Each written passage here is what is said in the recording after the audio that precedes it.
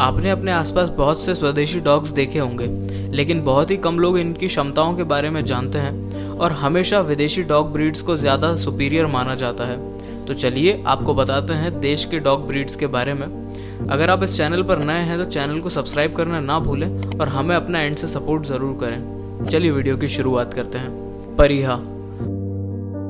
परिहा प्रजाति के डॉग्स दुनिया के सबसे पुराने नस्लों में से एक हैं। मोहनजोदाड़ो में भी इनके अवशेष मिले हैं। माना जाता है कि ये नस्ल लगभग 4500 साल पुरानी है। इन्हें साउथ एशियन डॉग्स भी कहा जाता है। ये वही डॉग्स हैं जिन्हें आमतौर पर गांव देहात से लेकर शहर की तंग गलियों में दौड़ता हुआ देखा जाता है। इस नस्ल के डॉग्स को पालना काफी आसान होता है। पहली बात, ये डॉग्स इस देश की जलवायु में इस तरह ढल चुके हैं कि बीमार पड़ने की गुंजाइश बहुत ही कम है। दूसरा, ये जल्दी थकते नहीं हैं। इनके खान पान का भी आपको ज्यादा खर्च नहीं करना पड़ता है। ये बिस्किट और दूध की रोटी से ही खुश हो जाते हैं। रख रखाव का भी कोई ज्यादा खर्चा नहीं है। आपको एक तरफ जहां विदेशी नस्लों को खरीदने के लिए ही 10-10 हजार रुपए तक खर्च करने पड़ सकते हैं, वहीं ये डॉग ब्रीड्स आपको बिल्कुल मुफ्त ही मिल जाएंगी। चिप्पी पराई। डॉग की इस नस्ल के बारे में अभी हाल ही में देश के प्रधानमंत्री ने मन की बात प्रोग्राम में चर्चा की थी। तमिलनाडु के मदुरै का एक शहर है चिप्पी पराई। इस डॉग ब्रीड का नाम भी इसी शहर के नाम पर रखा गया है। ज्यादातर इस डॉग ब्रीड्स को तमिलनाडु में पाया जाता है। इसके साथ ही केरला के पेरियर झील के पास भी इस नस्ल को देखा गया है। ये पक्के शिकारी डॉग्स होते हैं जिन्हें लोग विशेष रूप से शिकार के लिए पालते हैं। तेज भागना, 10 फुट से ज्यादा लंबी छलांग लगाना इनकी सबसे बड़ी खूबी में से एक है। दूसरे डॉग ब्रीड्स के मुकाबले ये ज्यादा समझदार भी होते हैं। मुधोल हाउंड। कर्नाटका के बगलकोट इलाके के मुघोल में पाए जाने वाले इस डॉग ब्रीड की प्रजाति को शिकारी डॉग ब्रीड के नाम से भी जाना जाता है। रफ्तार के मामले में ये जर्मन शेफर्ड से दुगना तेजी से भाग सकते हैं। अमेरिका में इसे कैरवाना हाउंड के नाम से भी जाना जाता है। वहीं कर्नाटका के कई इलाकों में ये करवानी नाम से भी प्रचलित है। इस डॉग ब्रीड को खासकर स्वामी भक्ति के लिए जाना जाता है। कर्नाटका चुनाव में पीएम मोदी ने इसे वफादारी की मिसाल देते हुए इस नस्ल के बारे में बताया था। अंग्रेजी शासनकाल के दौरान मुधोल हाउंड की प्रसिद्धि चरम पर थी। मुधोल हाउंड डॉग ब्रीड को पहली बार वफादारी, शिकारी गुण और चुस्ती के कारण 2017 में भारतीय सेना में शामिल किया गया था। राजापल्यम। दूध के रंग जैसा सफेद पतली खाल वाले इस डॉग ब्रीड का नाम तमिलनाडु के विरुधुनगर जिले के राजापल्यम शहर के नाम पर रखा गया है। लंबे और दुबले दिखने वाले ये डॉग्स सुअरों के शिकार और रखवाली के लिए जाने जाते हैं। आम कुत्तों का जीवन 10 से 15 साल का होता है। वहीं राजापल्यम नस्ल के डॉग्स 20 साल से भी ज्यादा जिंदगी जीते हैं। 9 जनवरी 2005 को भारतीय डाक सेवा द्वारा 4 स्वदेशी नस्ल के डॉग्स को सम्मान पोस्टेज स्टाम्प इशू किया गया था।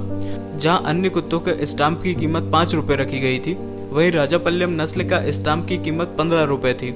राजापल्यम नस्ल अपनी बहादुरी, बुद्धिमानी और चुस्ती के लिए भी जाने जाते हैं। गड्डी कुत्ता। आमतौर पर एक बात हमेशा कही जाती है, कुत्ते का शेरों से क्या मुकाबला। अगर आप गड्डी कुत्ता या भूतिया नस्ल के कुत्ते के बारे में बात कर रहे हैं तो आपको अपनी बात गलत लग सकती है।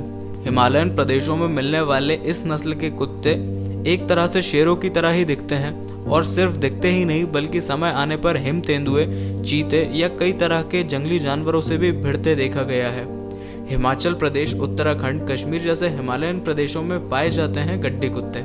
ये दुनिया की सबसे महंगी नस्लों में से एक तिब्बतन मस्टिफ जैसे लगते हैं। ये भी माना जाता है कि गड्डी कुत्ता नस्ल तिब्बतन मस्टिफ का ही क्रॉस ब्रीड है। इन्हें यहाँ के चरवाहों द्वारा पाला जाता है। इस नस्ल के डॉग्स 500 से भी ज्यादा भेड़ों को संभाल लेते हैं। किसी खतरनाक जंगली जानवर के हमला करने पर ये अपने मालिक को बचाने के लिए अपनी जान भी दांव पर लगा देते हैं। कॉम्बॉय। तमिलनाडु में पाए जाने वाले कुत्तों की नस्ल शिकार और घर की सुरक्षा के लिए मानी जाती है। कॉम्बॉय नस्ल भी इनसे अलग नहीं है। तमिलनाडु के अन्य डॉग ब्रीड्स की तरह कॉम्बॉय का नाम भी एक शहर के नाम पर ही रखा गया है। अगर आप चाहते हैं कि आपके घर के बाहर कोई ऐसा बैठे जो चुपचाप नजर रखता रहे और चुपके से घर में घुसने वालों की अच्छी तरह से खबर ले, तो कॉम्बॉय इसके लिए सबसे अच्छा विकल्प है। इसी साल सीआरपीएफ ने कॉम्बॉय नस्ल के कुत्तों को भर्ती किया है। ये चालाक होते हैं, स्वामी भक्त होते हैं, इसके साथ ही ये काफी ताकतवर भी होते हैं। रामपुर ग्रेहाउंड। 20वीं शताब्दी की शुरुआत में रामपुर के नवाब अहमद अली खान ने अफगान हाउंड और इंग्लिश ग्रेहाउंड से क्रॉस ब्रीड करवा के रामपुर ग्रेहाउंड को बनाया और इस डॉग ब्रीड का नाम रामपुर के नाम पर ही रखा गया। इसे शिकार करने के मकसद से बनाया गया था और अपने काम में ये बहुत ही माहिर भी हैं। रामपुर ग्रेहाउंड एक मास्टर की बात मानने वाली डॉग ब्रीड है। ये आपको एक जगह सुस्त पड़े जरूर दिखाई दे सकते हैं, लेकिन समय आने पर ये जबरदस्त फुर्ती भी दिखाते हैं। जौनंगी। जौनंगी नस्ल के डॉग्स खास तौर पर आंध्र प्रदेश में पाए जाते हैं। इसके अलावा ये कर्नाटका, पश्चिम बंगाल और तमिलनाडु के कुछ हिस्सों में भी पाए जाते हैं। इनके बेहद छोटे और मुलायम बाल इन्हें अन्य डॉग ब्रीड से अलग बनाते हैं। बकरवाल।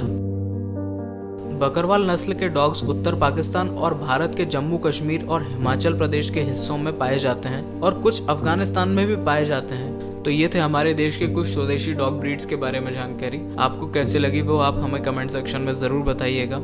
आज की वीडियो के लिए बस इतना ही। धन्यवाद।